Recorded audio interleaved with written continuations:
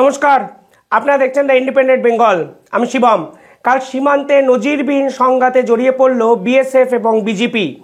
অবস্থা এতটাই বেপরোয়া এবং বেগতিক দিকে যায় যে ভারতবাসীরা এসে কার্যত বিজেপিকে তাড়া করে এবং বন্দে মাতারাম স্লোগান দিয়ে বাংলাদেশের এই সেনাবাহিনীকে ভারতের সীমান্ত থেকে দূরে সরিয়ে নিয়ে যায়। কিন্তু কারণটা কি?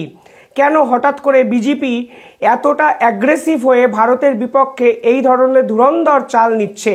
দেখুন, আমার পুরো বিষয়টার মধ্যে সম্পূর্ণভাবে ক্যালকুলেটিভ একটা রিস্ক বিজেপি যে নিচ্ছে তা কিন্তু মনে হচ্ছে। এটা কিন্তু আজকের কোনো ঘটনা নয়। কিছুদিন আগে যদি আপনারা ফিরে যান তাহলে দেখবেন এই বাংলাদেশের এই সীমান্তবর্তী অঞ্চল, স্পেশালি বাংলার এই বিভিন্ন মালদা, মুর্শিদাবাদ, এই অঞ্চলগুলো তারা কিন্তু বারংবার করে বিএসএফের পক্ষ থেকে কাঁটাতার বসানোর চেষ্টা করেছে। বাংলাদেশ এবং ভারতের মধ্যে যে রাজ্যে সব থেকে বেশি বর্ডার শেয়ার করে তা কিন্তু এই পশ্চিমবঙ্গ। আর এই পশ্চিমবঙ্গের সম্পূর্ণ এখনও বর্ডার এরিয়া এখনও অবধি কিন্তু কাঁটাতারে দেওয়া সম্ভব হয়নি। আর বিএসএফ চাইছে এই কাঁটাতার বসানোর কাজ অত্যন্ত দ্রুত গতিতে সম্পূর্ণ করতে। কিন্তু কালকে যেভাবে বিএসএফ বাধা প্রাপ্ত হলো, তারপরে এই বিজেপি এবং বিএসএফের সম্পর্ক কিন্তু আরও তলান্তে গিয়ে ঠেকলো।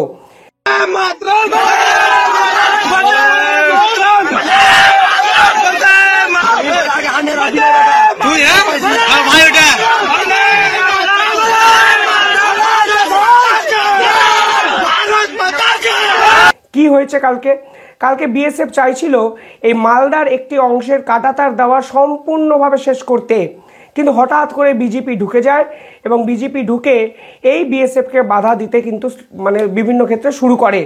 এই ঘটনা আজকের ঘটনা নয়। এই ঘটনার ধারাবাহিকভাবে মোহাম্মদ ইউনূসের সময়ে বারংবার কিন্তু বিএসএফ ফেস করে আসছে। অর্থাৎ যেখানেই কাঁটাতার দেওয়ার চেষ্টা করছে ঠিক সেখানেই কিন্তু বিজেপি গিয়ে বাধা সৃষ্টি করছে, একাধিক আইন শৃঙ্খলা ভঙ্গকারী পদক্ষেপ নিচ্ছে এবং পুরো বিষয়টা নিয়ে তারা ফ্ল্যাগ মিটিং করে মীমাংসা করার দিকে চেষ্টা করছে। যখনই ফ্ল্যাগ মিটিং হচ্ছে ঠিক তখনই কিন্তু এই পুরো বিষয়টা শেষ হয়ে যাচ্ছে, কিন্তু পরবর্তীকালে ফের একবার এই ফেন্সিং দেওয়াকে কেন্দ্র করে বিভিন্ন বিতর্কের সৃষ্টি হচ্ছে। কালকে কিন্তু সমস্ত বিতর্ককে ছাপিয়ে এই ঘটনা গেল, কারণ কালকে ভারতবাসীরা কার্যত নিজের হাতে ক্ষমতা তুলে নিয়ে এই বিজেপি এবং বাংলাদেশিদের তাড়া করলেন, বন্দে মাতারাম স্লোগান দিলেন এবং তারা বুঝিয়ে দিলেন বিএসএফ কিন্তু একা ভারতের সুরক্ষার দায়িত্বে নেই। ভারতবাসীরাও কিন্তু এই অনুপ্রবেশকারী আটকাতে, এই বাংলাদেশের এই অশান্তকর এক পরিস্থিতিকে পাল্টা দেওয়ার জন্য উদ্গ্রীব হয়ে উঠেছে। অর্থাৎ শেষ 3 মাসে ইউনূস সরকার যে হিংসার বীজ ভারতবাসীর মনে বেঁধে দিয়েছেন, সেই বীজ কিন্তু কালকে কার্যত ফুল হয়ে সীমান্তে ঝরে পড়ল। এবার একটু অন্য প্রসঙ্গে আসি। ঠিক কিসের জন্য বারংবার বিএসএফ এবং বিজেপি নিজেদের মধ্যে এই ধরনের বাকযুদ্ধে জড়িয়ে পড়ছে? দেখুন, সীমান্তে কাঁটাতার দেওয়ার কাজ কিন্তু শুধুমাত্র ভারতের নয়, ভারত নিজের জায়গাটাকে সুরক্ষিত করার জন্য এই কাজ করছে। কিন্তু বিজেপির পক্ষ থেকে কেন অনুপ্রবেশকারী আটকানোর চেষ্টা করা হচ্ছে না? কেন তারা তাদের মতো করে কাঁটাতার দিচ্ছে না? এবং দিনের পর দিন যেভাবে অনুপ্রবেশকারীর সংখ্যা ভারতবর্ষে বাড়ছে তা প্রতিরোধ করার জন্য বিজেপি আজ অবধি কেন কোনো গুরুত্বপূর্ণ পদক্ষেপ নেয়নি? ইউনূস সরকার আসার পর বিজেপি একটি প্রেস কনফারেন্স করেছিল। সেখানে তারা বলেছিল সীমান্তে পিঠ দেখানোর দিন শেষ। অর্থাৎ বিএসএফ যা করবে তার পাল্টা প্রতিরোধ গড়ে তুলবে বিজেপি। আর এখানেই প্রশ্ন, সীমান্তে তো বিএসএফ যুদ্ধ করছে না, তারা দেশের সুরক্ষার জন্য কাঁটাতার দিচ্ছে, যেন কাঁটাতার পেরিয়ে কোনো অনুপ্রবেশকারী ভারতবর্ষে না ঢুকে আসে। এই অনুপ্রবেশকারী নিয়ে কিন্তু ভারত এবং বাংলাদেশের পলিটিক্যাল যে বিভিন্ন ক্ষেত্র তাও কিন্তু অশান্ত হচ্ছে। তাই অনুপ্রবেশকারী শুধুমাত্র যে ভারতবর্ষের সমস্যা সেটা কিন্তু আজকে দিনের শেষে সেটা নয়। এই সমস্যা কিন্তু মোহাম্মদ ইউনূস সরকারকেও অ্যাড্রেস করতে হবে। এই সমস্যা কিন্তু বাংলাদেশেরও সমস্যা। আচ্ছা, আরেকটু ফিরে যান। আমেরিকায় গিয়ে মোহাম্মদ ইউনূস একটি স্পিচ দিয়েছিলেন। সেখানে তিনি বলেছিলেন রোহিঙ্গা ইস্যুতে কার্যত চিন্তায় ভাঁজ পড়েছে কিন্তু বাংলাদেশের। এবার রোহিঙ্গা ইস্যু কেন অ্যারাইজ হয়েছে দেখুন। রোহিঙ্গা কারা? যারা মায়ানমার থেকে বাংলাদেশে অনুপ্রবেশ করছেন, অনুপ্রবেশকারী হয়ে বাংলাদেশে থাকার চেষ্টা করছেন, তাদেরকে তো রোহিঙ্গা বলা হয়। সেই রোহিঙ্গাকে কিন্তু আপনারা আপনাদের দেশে জায়গা দিচ্ছেন না। ওই রোহিঙ্গাকে দেখিয়ে আমেরিকার থেকে কোটি কোটি টাকা আপনারা তুলেছেন এবং এই রোহিঙ্গা মুক্ত বাংলাদেশ গড়ার জন্য একাধিক পদক্ষেপ নিয়েছেন। অর্থাৎ আপনার দেশে যখন মায়ানমার নাগরিকরা অনুপ্রবেশকারী হয়ে স্থান পাচ্ছে না, তখন আপনি এক্সপেক্ট করছেন আপনি কাঁটাতার খুলে রেখে একের পর এক বাংলাদেশিদের ভারতবর্ষে অনুপ্রবেশকারী হিসাবে পাঠিয়ে আপনি দায়মুক্ত হবেন। রোহিঙ্গার বেলায় আপনি যে পদক্ষেপ নিচ্ছেন, কেন ভারতবর্ষকে অনুপ্রবেশকারী আটকাতে সেই পদক্ষেপ নিতে দিচ্ছেন না? এটা কি ধরনের ধুরন্ধর চাল? এটা তো কার্যত দিনের শেষে একটা বোকামি ছাড়া আর কিছুই মনে হচ্ছে না। পার্টিকুলারলি আরও কিছু কথা এই বিষয়ে বলে রাখা যাক। কিছুদিন আগে সেনাপ্রধান একটি ইন্টারভিউ দিয়েছিলেন, আপনাদের হয়তো মনে আছে। আমি একটা বিস্তারিত ভিডিও সেটা নিয়ে বানিয়েছিলাম। উনি বলেছিলেন ভারতের সঙ্গে আমরা আর কোনো অশান্তি করব না, আমরা সেভেন সিস্টার্সকে আক্রমণ করব না, এবং ভারত আমাদের প্রতিবেশী দেশ, আমি ভারতের সঙ্গে কোনো অবস্থাতেই যুদ্ধ ঘোষণা করতে পারি না। কারণ ভারত এবং বাংলাদেশের মধ্যে সম্পর্ক বজায় থাকলে বাংলাদেশের একাধিক ক্ষেত্র যে ডিপেন্ডেন্সি আছে সেগুলো বজায় থাকবে। আর আজকে বাংলাদেশ সেনাবাহিনী যেভাবে বিএসএফের বিরুদ্ধাচরণ করছেন, বিএসএফের একের পর এক কাজের বাধা সৃষ্টি করছেন এবং কার্যত যুদ্ধের উস্কানি দিচ্ছেন, তাতে কি বলা চলে এই সেনাবাহিনীর হ্রাস আদতে সেনাপ্রধানের হাতে নেই? কারণ সেনাপ্রধান বলছেন ভারতের সঙ্গে তিনি যুদ্ধ চান না, এই সেনাপ্রধান বলছেন ভারতের সঙ্গে বন্ধুত্ব রক্ষা করবেন, এই সেনাপ্রধান দিনের পর দিন ভারত প্রেমী হওয়ার চেষ্টা করছেন। এবং যেহেতু ডোনাল্ড ট্রাম্প ক্ষমতায় আসছেন, সেই ডোনাল্ড ট্রাম্প আসার আগে তিনি 180 ডিগ্রি পাল্টি খেয়ে ভারতের বন্ধু হওয়ার চেষ্টা করে যাচ্ছেন এবং একের পর এক ইন্টারভিউ দিয়ে যাচ্ছেন।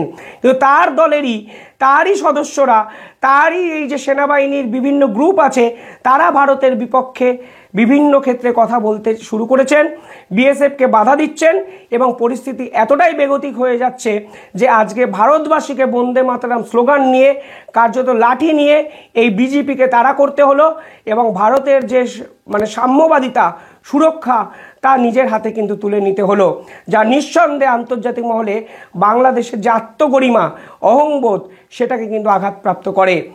উল্টো দিকে আমার তো মনে হচ্ছে বাংলাদেশের এই সেনাবাহিনী বিভিন্ন ভাগে বিভক্ত। এটা প্রমাণ আমি বহু আগে একটি ভিডিওতে দিয়েছিলাম। এই সেনাবাহিনীর মধ্যে একাধিক সংগঠনের নেতারা জড়িয়ে আছে, একাধিক নেতাদের সদস্যরা জড়িয়ে আছে এবং দিনের পর দিন যারা বঙ্গবন্ধুর মূর্তি ভাঙলো, যারা দিনের পর দিন বাংলাদেশ বিরোধী কার্যকলাপ করলো, সেই সেনাবাহিনীর সদস্যের বিরুদ্ধেও কিন্তু সেনাপ্রধান একটা পদক্ষেপও নিতে পারেনি। অর্থাৎ যে সকল লোয়ার ক্লার্ক সেনাবাহিনীর সদস্যরা বঙ্গবন্ধুর বিরোধিতা করে, জাতির পিতাকে কার্যত তার মূর্তি ভেঙে ডেমোরালাইজড করে এবং বাংলাদেশ সরকারের বিপক্ষে একাধিক দেশদ্রোহী কার্যকলাপ করে, সেই সদস্যরাও কিন্তু এই সেনাবাহিনীতে এখনো আছে। অর্থাৎ এই সদস্যদের সেনাপ্রধান আজও কিন্তু তার ক্ষমতা বলে বের করে দিতে পারেনি এবং তারাই যে ভারত বিরোধিতা করছে, তারাই যে সীমান্তে বারংবার বিএসএফকে বাধা দিচ্ছে, আজ কিন্তু জলের মতো পরিষ্কার। এই যে পাকিস্তানপন্থী সেনাবাহিনীর সদস্যরা যারা দিনের পর দিন ভারত বিরোধিতা করছেন এবং কার্যত যারা শেখ হাসিনার বিপক্ষে সেনাবাহিনীর অন্দরে থেকে লড়াই করেছিলেন, তাদেরকে আইডেন্টিফাই কেন করছেন না সেনাপ্রধান? কেন দিনের পর দিন এই যে সেনাবাহিনীর ভারতপন্থী এবং পাকিস্তানপন্থী বা আমেরিকাপন্থী যে কোনো ভাগে বিভক্ত হয়ে যাওয়া একটা সেনাপ্রধান একটা দেশের গৌরব হতে পারে না? তাই দিনের পর দিন আপনার এই ধরনের ইন্টারভিউ অর্থাৎ আপনার ইমেজ বিল্ডিংয়ের হয়তো কাজ করছে, কিন্তু কর্মে যেভাবে আপনার ফোর্স বিভিন্ন ক্ষেত্র পদক্ষেপ নিচ্ছে, যেভাবে ভারত বিরোধিতা করে যুদ্ধের দিকে নিয়ে যাচ্ছে বিএসএফকে, তা নিঃসন্দেহে লজ্জাজনক। সেনাপ্রধান পারলে সকলের সামনে সেই উত্তর দিন, যেখানে আপনি মুখে ভারতের পক্ষে কথা বলছেন, সেখানে আপনার দলের ফোর্স ভারতের বিপক্ষে এই ধরনের পদক্ষেপ নিচ্ছে কেন? ভারত যদি আপনাদের দেশ দখল করতো তাহলে আপনারা নিতে পারতেন। সীমান্তে কাঁটাতার দেওয়া এটা ভারতের আন্তর্জাতিক স্তরে একটা কর্তব্য, দেশের সুরক্ষার জন্য প্রয়োজনীয় পদক্ষেপ। সেখানে আপনার বিজেপি দিনের পর দিন কেন বাধা সৃষ্টি করছে তা কিন্তু সেনাপ্রধানকে বলতে হবেই। আর পাকিস্তানপন্থী এই সদস্যদের দিনের পর দিন আপনি কেন প্রশ্রয় দিচ্ছেন?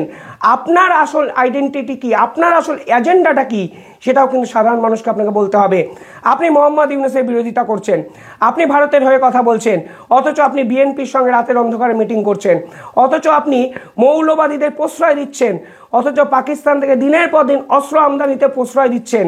অর্থাৎ আপনি মোহাম্মদ ইউনূসকে হয়তো চান না, কিন্তু বাংলাদেশকে এমন একটা মৌলবাদী রাষ্ট্রে পরিণত করতে চাইছেন যার ফল কিন্তু আপনাকে ভুগতে হবে, এবং আজ কিন্তু তা দিনের মতো পরিষ্কার হয়ে গেছে, আলোর মতো। কেন ভারত বিরোধিতা আপনারা করে যাচ্ছেন? যদি ভারত এরপরে কোনো আগ্রাসী ভূমিকা পালন করে তাহলে আপনি কোথায় পালাবেন? সবচেয়ে বিপদে পড়বে বাংলাদেশের সাধারণ মানুষ, যাদের সঙ্গে আপনি প্রতারণা করছেন, যাদের আবেগকে নিয়ে ছেলেখেলা করছেন। আর যেভাবে বন্দে মাতরম শুনে আপনারা পালালেন, মোহাম্মদ ইউনূস আপনাকেও হয়তো বাংলাদেশ ছেড়ে এইভাবেই পালাতে হবে। সেই দিন কিন্তু আসতে শুরু করে দিয়েছে, এটুকু লিখে রাখুন। ধন্যবাদ।